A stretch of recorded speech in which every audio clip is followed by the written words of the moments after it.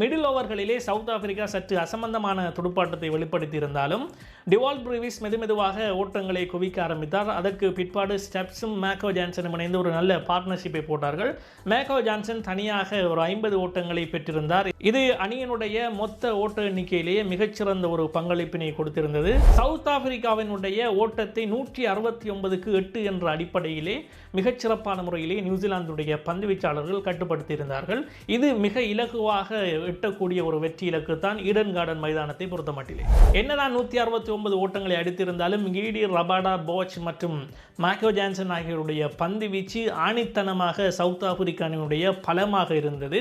இந்த நம்பிக்கையிலே தான் சவுத் ஆப்பிரிக்க அணி களத்தடுப்புக்கு வந்தார்கள். ஆனால் ஃபின் ஆலனும் ஷெஃபர்டும் பேய் பிடித்தாற் போல சவுத் ஆப்பிரிக்காவுடைய பந்து வீச்சாளர்களை உரிச்சி உப்பு துறாவி இருந்தார்கள்.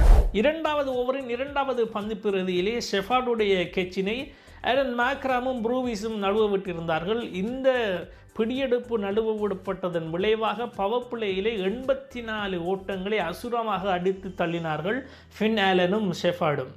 இதற்கு பிறகு நான் சொல்வதற்கு ஒன்றுமே இல்லை. ஃபின் ஆலன் விலாசி என்று விளாசி இருந்தார். 33 பந்துகளிலே 100 ஓட்டங்களை பெற்று T20 உலகக்கிண்ண வரலாற்றிலே அதிவேகமாக அடிக்கப்பட்ட 100 ஓட்டமாக, அதிவேகமாக அடிக்கப்பட்ட சதமாக தன்னுடைய சதத்தினை பூர்த்தி செய்தார் ஃபின் ஆலன்.